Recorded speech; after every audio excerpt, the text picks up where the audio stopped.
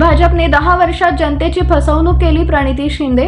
अक्कलकोट विधानसभा मतदारसंघातील चपळगाव जिल्हा परिषद गटात दहिटणेवाडी, चपळगाववाडी, चपळगाव, बुरानपूर, डोंबर जवळगे, बोरेगाव, दर्शनाळ, आरळी, नळेगाव, पितापूरसह इतर गावांना भेटी दौऱ्याच्या दुसऱ्या दिवशी आमदार प्रणिती शिंदे यांनी भाजपवर जोरदार हल्लाबोल केला. केंद्र सरकारने जाती धर्मातील कटुता आणण्याचं कारस्थान, खोटी आश्वासने, विकासाच्या भूलथापा मारून जनतेची फसवणूक केली आहे. गेल्या 10 वर्षात एकही आश्वासन पूर्ण केलेलं नाही. तसेच विधानसभा असो अथवा लोकसभा या ठिकाणी सत्ताधारी आमदार खासदारांनी जनतेचे प्रश्न मांडण्याचा प्रयत्नच केला नसल्याचा आरोप आमदार प्रणिती शिंदे यांनी केलाय. निवडणूक आहे,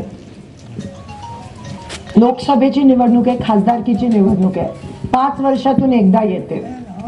मागच्या 2 वेळेस नाही असू दे, मागच्या 2 वेळेस तुम्ही भाजपला मतदान केलं. मागच्या 10 वर्षापासून सोलापुरात भाजपची सत्ता आहे. खासदार दिल्लीत भाजपची सत्ता आहे, महाराष्ट्रात भाजपची सत्ता आहे, सोलापुरात भाजप आहे. मी एकटी सोडू ना. पण भाजपने तुमच्यासाठी काय केलंय? तुम्ही त्यांना एवढं दिलं मतदान, पण त्यांनी तुम्हाला काय दिलंय? चपळगाववाडीला काय मिळालंय का? युवकांना नोकरी मिळाली का? महागाई कमी झाली? उलट 300 रुपयाचं सिलेंडर 1200 झालं. पाणी मिळत नाहीये आपल्याला, रेशन दुकानात धान्य मिळत नाहीये, शेतकऱ्यांना भाव मिळत नाहीये, पीक विमा मिळत नाहीये.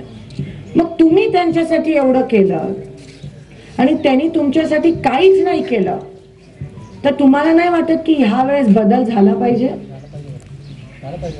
झाला पाहिजे. तुम्हाला एकट्यालाच वाटतं?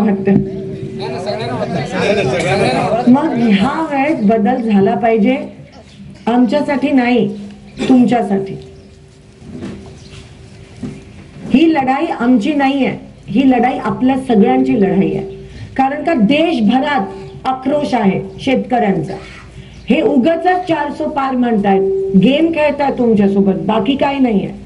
फक्त तुम्हाला मानसिक असं चित्र दाखवतायत. पण तुम्ही माहितीये, तुम्ही शेतकरी आहात, तुम्ही आजूबाजूला बोलत असाल, तुम्ही महाराष्ट्राच्या बाहेर, सोलापूरच्या बाहेर लोकांना बोलत असतात. इतका रोष आहे, इतका राग आहे शेतकऱ्यांच्या मनात, कारण का भाजपनी शेतकऱ्यांना फसवलं, विश्वासघात केला, धोका दिला तुम्हाला.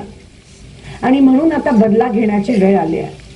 तुम्ही दोन्ही दिवस बघितले, तुम्ही काँग्रेसचे पण बघितले आणि भाजपचे पण. काँग्रेस होती तेव्हा सगळं चांगलं होतं, आता लोकांना कळतं. तेव्हा 300 रुपये होतं सिलेंडर, आणि ते 300चं थोडं 400 झालं तरी बोमाबोम व्हायची, आणि आज 1200 झालं तरी बोमाबोम होत नाही. नका करू बोमाबोम, पण मतपेटीत दाखवा. 2 कोटी रोजगार देणार होते मोदीजी तुम्हाला, काय झालं?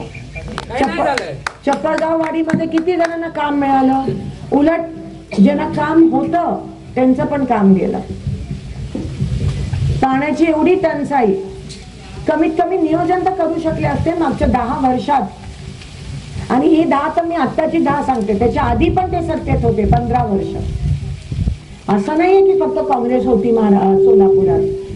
शिंदे साहेब 2दा-3दा खासदार झाले. त्याच्या आधी मी तुम्हाला सांगते कोण कोण होतं. वल्याळजी, सुभाष देशमुखजी, प्रतापसिंह मोहिते पाटीलजी, सुभाष बनसोडेजी आणि महास्वामीजी. किती? 5x5 25 वर्ष त्यांची सत्ता होती. पण जे काही कामं झाली ती शिंदे साहेबांच्याच काळात झाली. मग ती उजनीची पाईपलाईन असेल, विद्यापीठ असेल, रस्ते असेल, NTPC असेल, BSF असेल, सगळं शिंदे साहेबांच्या काळात झालं. दुहेरी पाईपलाईन पण साहेबांच्या, विमान सेवा पण शिंदे साहेबांच्या काळातच सुरू झाले, काँग्रेसच्या काळात. मग ह्या लोकांनी तुमचं काय केलं? फक्त तुम्हाला फसवलं. ते मात्र त्यांना जमतं, त्यामध्ये ते 1 नंबर आहे. म्हणून ह्या वेळेस बदलाव घ्यायचा आहे. 7 तारखेला हात जोडून विनंती करते की हाताला मतदान करा, नाहीतर परत एकदा आपल्याच पायावर आपणच कुऱ्हाड मारून घेतोय अशी परिस्थिती निर्माण होईल. आम्ही तुमच्या सोबत आहोत, आम्ही लढतोय, आम्ही काम करतोय. मला कामाशिवाय दुसरं काही माहित नाही. काम करणं माझा धर्म आहे आणि मी तेच करत राहीन. म्हणून ही लढाई लढते. कारण का ज्या लोकांनी शिंदे साहेबांना, काँग्रेसला मतदान केलेलं त्या लोकांना जर त्रास होत असेल तर आम्ही तुमच्या मदतीसाठी येणार. म्हणून मी ही निवडणूक लढते. म्हणून आपला आवाज दिल्लीपर्यंत पोहोचवण्याची गरज आहे. कारण का मी जर तुमच्या बाजूने बोलली नाही तर कोण बोलेल? भाजपचे लोक तर बोलणार नाहीत आणि बाकी सगळे 5 जण भाजपचे. म्हणून काँग्रेसची गरज सोलापूरला आहे लोकांच्या मागण्या वरपर्यंत मांडण्यासाठी. आणि म्हणून मी आशा ठेवते आणि विनंती करते की ह्या वेळेस हाताला मतदान करा. परत ते जुने सोनेरी दिवस परत आणा. शेतकऱ्यांच्या फायद्यासाठी, महिलांच्या आणि युवकांच्या फायद्यासाठी हे करणं काळाची गरज आहे. एवढंच मी तुम्हाला विनंती करते.